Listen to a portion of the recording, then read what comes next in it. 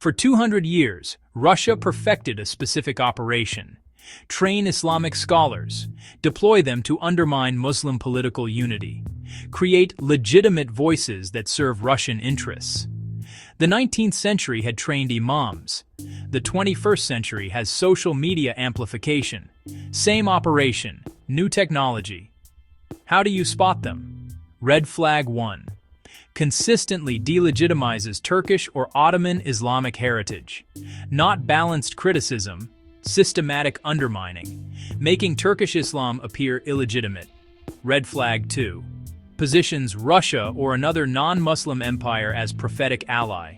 Uses eschatology to justify geopolitically convenient positions. Russia becomes the foretold protector, despite 1,000 years of Muslim genocide. Red flag 3. Advocates Muslim surrender of territory or sovereignty. Give Hagia Sophia back. Don't resist. Accept the arrangement.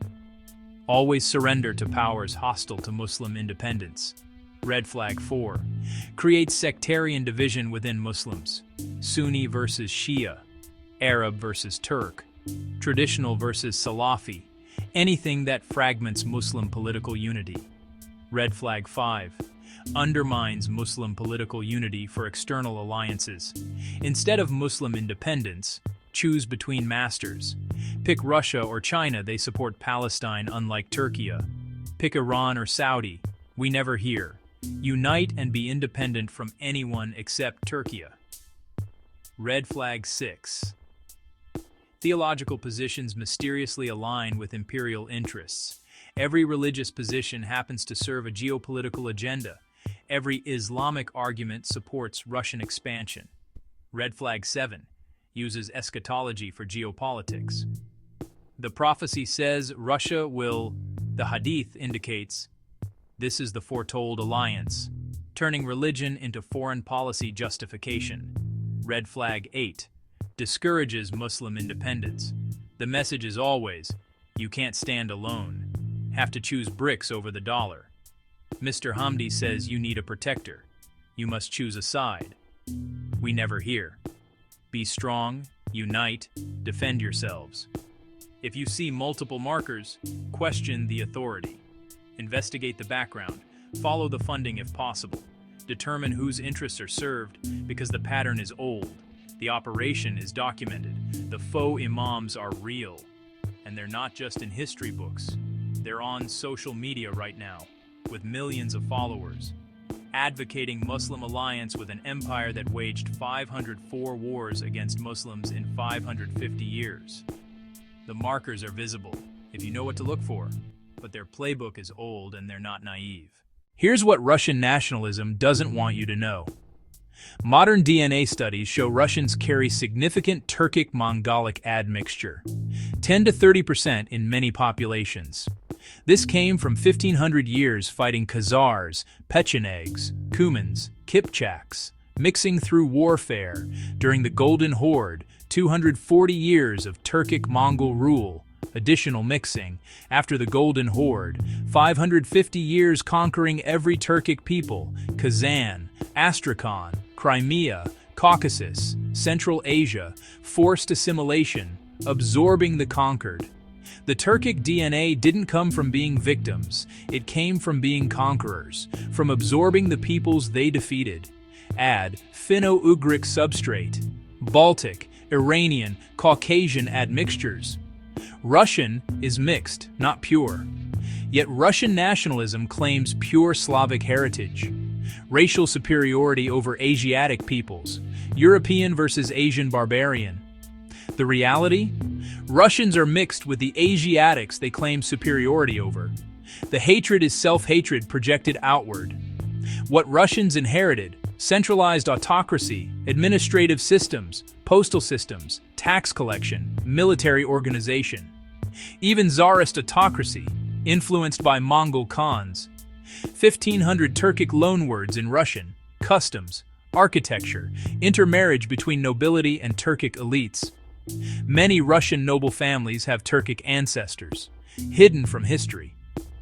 Much of Russian was forged through 1,500 years of Turkic contact. But nationalism requires denying this, claiming pure Slavic origins, treating formative centuries as contamination. Why? Admitting hybrid identity collapses the imperial project, loses European legitimacy, reveals Eurasian reality, Pan-Slavism exposed, racial nationalism undermined. If you carry the DNA of peoples you're conquering, absorbed through your own aggression, what is this war really about? 1,500 years of warfare against genetic relatives, genocides partly self-destruction, hatred of Asiatic features is hatred in Russian mirrors. Eliminating Turkic peoples eliminates evidence of what Russians are, not just conquest, extermination, not just victory, cultural genocide, not just domination, erasure. A violent attack on one side of mixed heritage to claim purity in the other. Russia's war on Turkic peoples is Russia's war on its own denied heritage. A war on the genetic relatives they've been fighting, mixing with, ruling, being ruled by, and absorbing for a millennium and a half. But the denial continues. The word slave derives from Slav, medieval period. Slavic peoples frequently enslaved. Slav became synonymous with slave in European languages. German, sklave, French, esclave, Italian, schiavo. This reveals historical reality. Slavs were victims, not conquerors. Other Slavic peoples, Poles, Czechs, Slovaks, Croats, Serbs, Bulgarians. They genuinely share Slavic heritage, historically victims of empires, more homogeneous genetically, represent what Slav historically meant, peoples enslaved, conquered, oppressed. Then there's Russia, genetically mixed, Turkic Mongolic plus Finno-Ugric and Slavic, became an empire, conquered Slavs, then started claiming pure Slavic identity. They even partitioned and occupied Poland, used Slavic identity to justify imperialism, claimed to represent Slavs while enslaving them. This is identity theft, taking the name Slav while betraying what it historically meant, like a criminal in the family, shares the family name, but betrays family values, steals from family members, uses family connection as cover for crimes, claims to represent the family while destroying it. Russia in the Slavic world. Other Slavs recognize this. Poland, Czech Republic, Slovakia deeply suspicious of Russia. Don't see Russia as brother. View as imperial oppressor. Joined NATO to protect against Russia. Because they recognize Russia isn't the same kind of Slavic. Why? Russia became the enslaver. Other Slavs remained victims. Russia took the name of history's victims and used it to justify creating new victims. The habitual criminal aspect. 1,000 years of continuous aggression. Never reforms. Each generation continues the pattern. Claims victimhood while victimizing others. Rewrites history to justify crimes. 504 wars in 550 years against Muslims. Systematic conquest of every Turkic people. Multiple genocides. Millions dead. Dozens of states destroyed. This isn't occasional conflict. This is pattern, habit, core identity. Other Slavs fled to NATO and EU to escape. That tells you everything. The family members seeking protection from their supposed big brother. And Muslims are being told to ally with him. But Russia's betrayal of the Slavs is just one piece. One beast among three. Not 666 in some future apocalypse. The beasts are here, have been for centuries, and they're converging. Beast number 1. Najd. 1744. The Pact of Diriyah. Muhammad ibn Abd al-Wahhab meets Muhammad ibn Saud. An ideology forms that will destroy Islamic civilization from within. What it destroyed: the Prophet's house, family homes, Jannat al-Baqi Cemetery, 300 Islamic heritage sites, 98% of Mecca and Medina's history since 1985. The spiritual core of Islam, Ihsan, Sufism, beauty, poetry, music in Islamic practice. Regional Islamic cultures, Muslim unity, what it created, global sectarianism, Constant takfir, joyless, violent interpretation. ISIS and Al-Qaeda's ideological foundation. Islam's reputation as violent and backwards. Arab supremacism disguised as religious purity. Beast number 2, Russian imperialism. Roots 1,000 plus years ago. Formalized 1470s. The longest sustained campaign of civilizational destruction in history. The numbers: 1,000 to 1,500 years of conflict. 504 wars in 550 years. Dozens of Turkic states completely destroyed. 3 to 5 million Turkic people killed. Conservative estimate, last 550 years only. 90% plus of Circassians genocided, 1864. 40 to 46% of Crimean Tatars killed, 1944, deportation. 38% of Kazakhs killed, 1930s famine. 1 million plus Afghans killed, 1979 to 89. 14,000 mosques destroyed, Soviet era. 100% of Turkic political independence destroyed, except Turkey, what it represents. Most consistent anti-Muslim aggression by any power. Genocidal intent across millennium, still ongoing. Zero apologies, zero restitution, zero indication of change. Beast number 3, the Faux Imam program, 1800s to present. Russia trains imams to undermine Ottoman Caliphate. 19th century, direct training. 21st century, amplification of convenient voices. Effect: Islamic religious authority weaponized against Muslims, all three working together. Wahhabi ideology delegitimizes Turkish Islamic authority. Russian imperialism provides military threat. Faux imams provide religious justification for not resisting. Nod destroyed Islamic heritage. Russia destroyed Turkic peoples. Faux imams tell Muslims to ally with their destroyer. 3 beasts, 3 timelines, 1 target. Turkey. The last stand after a millennium. A millennium. After 1,000 years, after 504 wars, after dozens of Turkic states destroyed, after millions killed, one remains, Turkey. Not by accident, not by luck, by resistance, by survival, by refusing to submit. From the millennial perspective, Turkey represents the last surviving Turkic political entity with sovereignty. Every other Turkic state conquered. Tatars, Central Asians, Caucasus peoples. Only Turkey maintains independence. Only Turkey has military capacity to resist Russia, the inheritor of 1,000 years of Turkic resistance. Every destroyed Khanate, every conquered people, every genocide victim. Turkey represents their memory, their defiance, their refusal to disappear.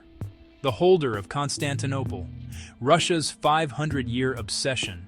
The Tsars dreamed of it. The Soviets plotted for it. Modern Russia still wants it. The city represents everything Russia failed to achieve. The ultimate prize, still out of reach. The controller of the straits, Russia's strategic necessity. Black Sea access to Mediterranean. Warm water ports. Naval power projection. Control Europe's energy routes. Everything Russia needs for domination, blocked by Turkey. The final obstacle to Russian domination. If Turkey falls, no independent Turkic state remains. Russia completes the 1,000-year Turkic subjugation project, completes European encirclement, controls Constantinople and the Straits, achieves what a millennium of warfare couldn't accomplish, the symbol of Turkic Muslim survival. Turkey built an Islamic empire, preserved Islamic heritage, before Wahhabis destroyed it, represents the possibility of Muslim independence. From Western imperialism, from Russian imperialism, from all imperialism. This is why the propaganda intensity is extreme. Every narrative delegitimizing Turkey serves the 1,000-year Russian project. Turks are evil Turak, justifies aggression. Ottomans weren't real Muslims, isolates from Ummah. Give Hagia Sophia back, prepares territorial loss. Ottoman Islam was corrupt, removes Muslim support. all preparing Muslims psychologically to not defend Turkey when Russia moves, because if Turkey falls, the 1,000-year struggle ends. Russia wins completely. Every Turkic people conquered. No independent Muslim Turkic entity remains. Russia controls Constantinople, controls Straits. Beast from Moscow achieves millennial victory. 1,000 years, 504 wars, dozens of states, millions dead, one target remaining. This isn't about one country or one ethnicity. This is about whether Ummah remains on its knees, whether Muslim independence is possible, whether resistance means anything. Turkey is the last stand. After a millennium of slaughter, the final fortress, still standing. We started with a simple observation. 3 forces, 3 positions, all converging. We discovered they're all connected, part of something much larger, much older, much more systematic. The complete picture, 1744, Najd, the Pact of Diriyah, begin destroying Islamic spiritual core from within, 280 years of cultural genocide, 300 heritage sites demolished, 98% of Mecca and Medina's history erased, the Prophet's birthplace bulldozed, Sufism attacked, beauty eliminated, Arab supremacism disguised as Islam, 1800s, Russian Faux Imam program begins, train Islamic scholars to undermine Ottoman Caliphate, create voices that serve Russian interests, use Islamic authority against Muslims, 225 years of religious subversion, still operating today, 1470s to present, Russian anti-Turkic warfare formalized, but roots go back 1,000 to 1,500 years, 504 wars in 550 years, every Turkic state conquered, multiple genocides, millions dead, never stopped, never changed. One target remaining, Turkey. 3 beasts, 3 timelines, all converging on one target. After 1,000 years of genocide against Muslims, after 504 wars, after multiple mass killings documented, after destroying every other Turkic state, your scholar tells you to ally with Russia, the one that killed 90% of Circassians, 46% of Crimean Tatars, 38% of Kazakhs, 1 million Afghans, destroyed 14,000 mosques, conquered every Turkic people except Turkey. And you're told this is prophetic alliance, this is eschatological necessity, this is Islamic strategy. No, this is the millennial deception, the habitual criminal with stolen Slavic identity, carrying denied Turkic Mongolic DNA, waging war on genetic relatives, projecting self-hatred onto the peoples who remind them of their hybrid origins, using Wahhabi destruction to eliminate Islamic heritage, using faux imams to eliminate Muslim resistance, using frozen conflicts to maintain control, using propaganda to prepare for final conquest. Turkey, the last independent Turkic state, the only gap in Russia's European encirclement, the holder of Constantinople, the controller of the Straits, the final obstacle, and Muslims are being psychologically prepared to not defend it. 504 wars in 550 years isn't coincidence. It's systematic, it's intentional, it's ongoing, it's accelerating.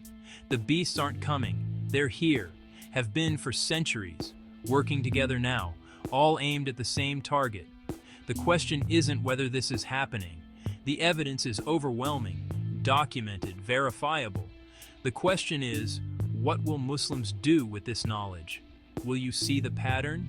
Will you recognize the markers? Will you question the voices telling you to ally with an empire that has murdered Muslims for a millennium? Or will you continue the comfortable deception, the convenient narratives, the scholarly voices that mysteriously serve Russian interests? 504 wars, 1,000 years, millions dead, one target remaining. Now you know, now you've seen it, the millennial deception. In full, the choice is yours, but history will remember what you chose. When Turkey falls or stands, when the last Turkic state survives or disappears, when Muslims defended their own or abandoned them. The millennial struggle reaches its final phase, and the faux imams are still among us. They just have social media now. The deception is complete, unless you break it. Now.